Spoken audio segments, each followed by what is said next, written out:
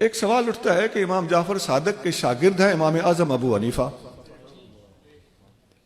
تو آپ لوگ اپنی فقہ کو فقہ جعفری کیوں نہیں کہتے؟ امام جعفر صادق سے فقہ کیوں نہیں لی؟ فقہ حنفی کیوں کہتے ہو؟ اس کا جواب تحقیقی تو اور ہے، میں بڑا سادہ سا جواب دینے لگا ہوں۔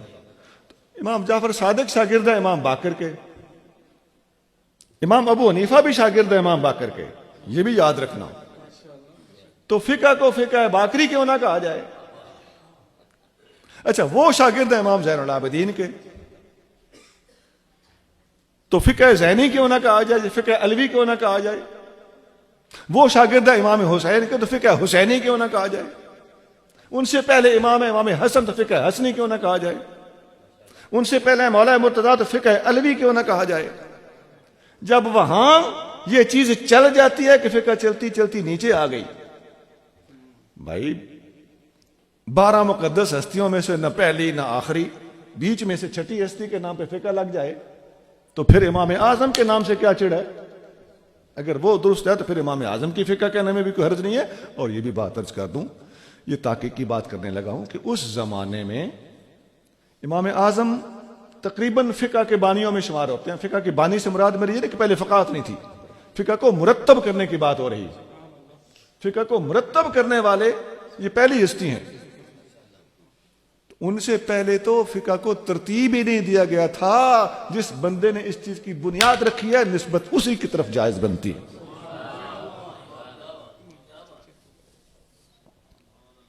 اس لیے ہم اس فقہ کو فقہ حنفی کہتے ہیں، اور اس میں فیض ہے امام جعفر صادق کا، وہ ہمارے مرشد ہیں۔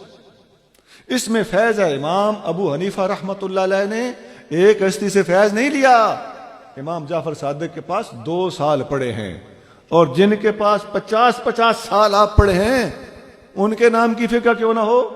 آپ کے بہت بڑے استاد حضرت حماد ہیں، ابراہیم نخعی ہیں، حضرت علقمہ کے ذریعے اور بے شمار اساتذہ کے ذریعے آپ کی سند عبداللہ بن عمر تک پہنچتی ہے، آپ کی سند عمر فاروق تک پہنچتی ہے، آپ کی سند مولا مرتضیٰ تک پہنچتی ہے، آپ کی سند عبداللہ بن مسعود تک پہنچتی ہے، آپ کی سند عبداللہ بن عباس تک پہنچتی ہے۔ یہ سارے وہ صحابہ اکرام ہیں جن کے امام اعظم ابو حنیفہ بالواسطہ شاگرد بنتے ہیں۔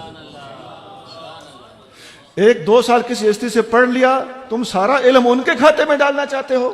نہیں، سب کا فیض حصے سے تسلیم کیا جائے گا، اسی کے اندر تحقیق ہے، اسی کے اندر شرافت ہے۔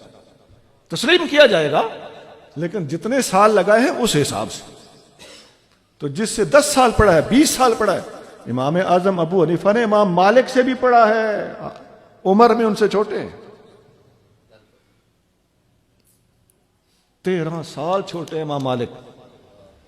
امام اعظم نے ان سے پڑھا، انہوں نے امام اعظم سے پڑھا ہے۔ یہ بھی ہے، یہ لوگ تکبر سے پاک ہوتے تھے۔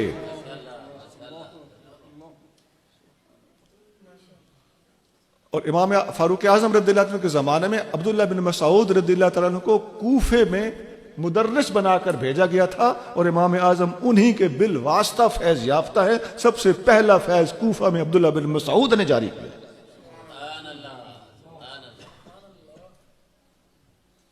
وہ تقریباً میرے خیال 33 ہجری میں ان کا وصال ہو گیا، ابن مسعود رضی اللہ تعالیٰ عنہ۔ پھر مرتضیٰ کریم رضی اللہ تعالیٰ عنہ نے اپنا دارالخلافہ ہی کوفہ میں شفٹ کیا، تو ادھر آپ کے پہنچنے کے بعد امام اعظم ابو حنیفہ بالواسطہ مولا مرتضیٰ کے بھی شاگرد بنے۔ تو ہم تو سب کے فیضان کو تسلیم کرتے ہیں، لہٰذا اپنی اصلاح کیجئے۔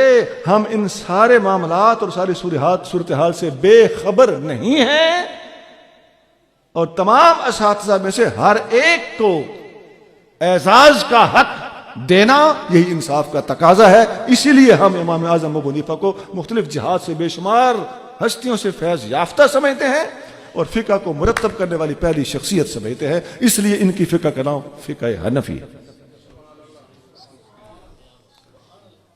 باقی کچھ فقہیں جو امام جعفر صادق کی طرف منسوب ہیں، معذرت کے ساتھ امام جعفر صادق تو خود فرماتے ہیں کہ میں کچھ کہتا ہوں، یہ کچھ اور کہتے ہیں۔ یہ اب لکھا ہوا دکھا سکتے ہیں۔ تو ہمیں جو کچھ امام اعظم نے بتایا واقعی امام جعفر صادق نے فرمایا ہے تو امام اعظم نے ہم تک پہنچایا ہے.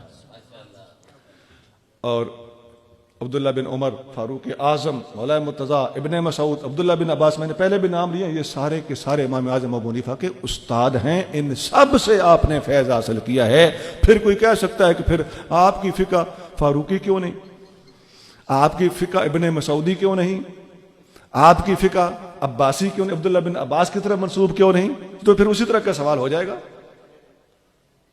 اللہ کریم ہمیں معاملہ فہمی کی توفیق عطا فرمائے.